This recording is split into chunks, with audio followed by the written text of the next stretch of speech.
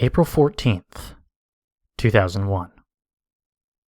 Only a couple days elapsed before B found someone who wanted to explore the passage with us. B told me he talked to a few other people who couldn't make it because of the scheduling conflicts, and he said that he really grilled him for the information about the cave and about the passage.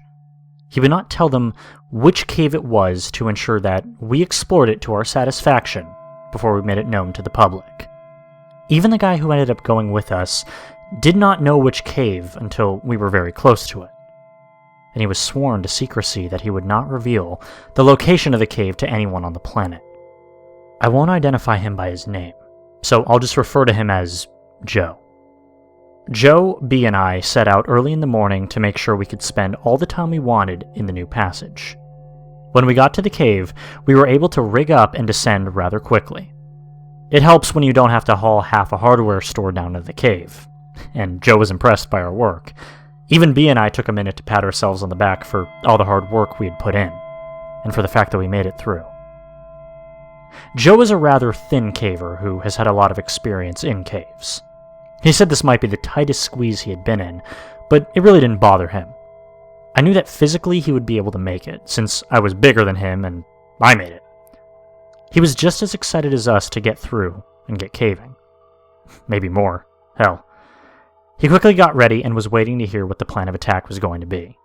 I figured I'd send him through first, since he was ready, and I would follow. B would pass our gear through and wait for us outside the passage. B would then give us 2 hours to return. That was nice of B to go down into the cave and babysit us. It gets boring sitting there in a cave, and with our plan set, we were ready to roll. It was perhaps irresponsible of us not to tell Joe about all the unexplained events that occurred in the cave until after he had gone through. But what exactly do you tell someone? Or how exactly do you tell someone about that? How many of the weird things did we really need to reveal to him? See, we didn't feel that we were in any danger, or we would not go in the cave ourselves anyway. So we didn't tell him a thing prior to him entering Floyd's tomb. Of course, when we did tell him afterwards, it was too late. I couldn't believe how easy Joe slipped through the passage.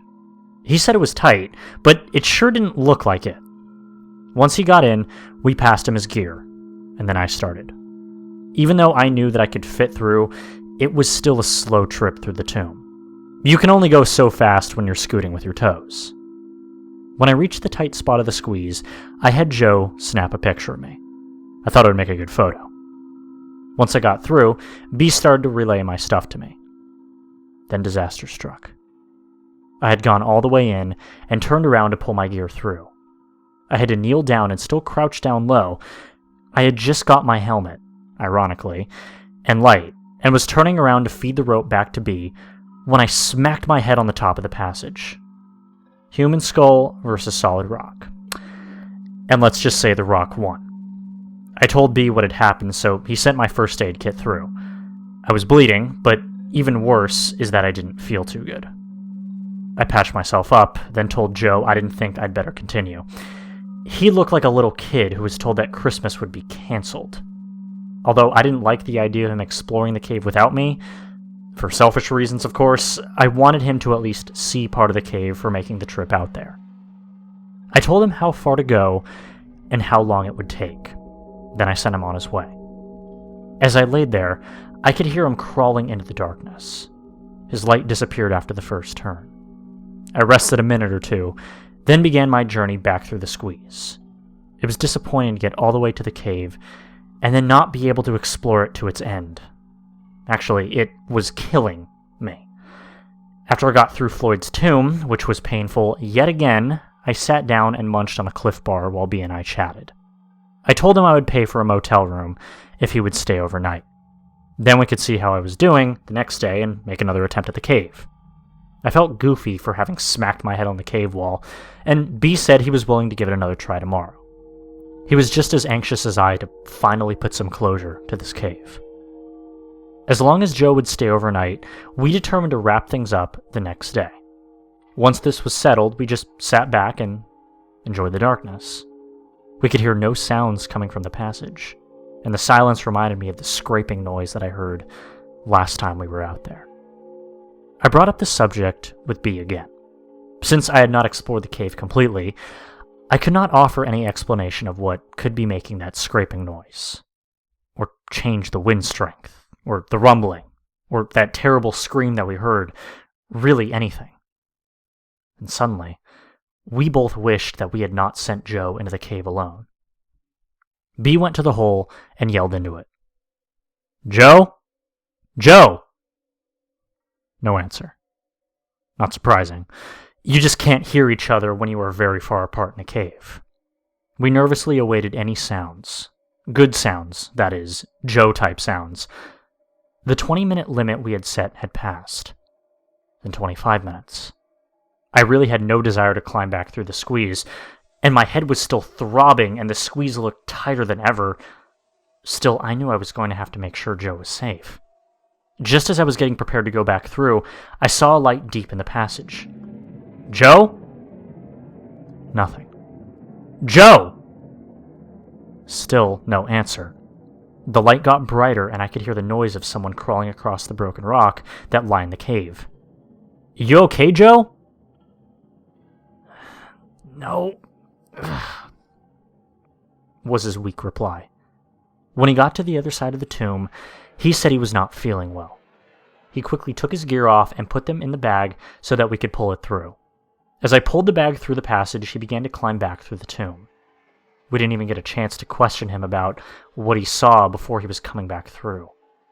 He quickly slipped through the squeeze in the hole, and we finally got a look at him. And he looked terrible.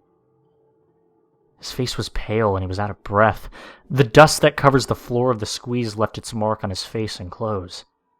He had numerous small cuts and scratches on his face and arms, probably from the rapid exit of the passage, and his eyes were wide open.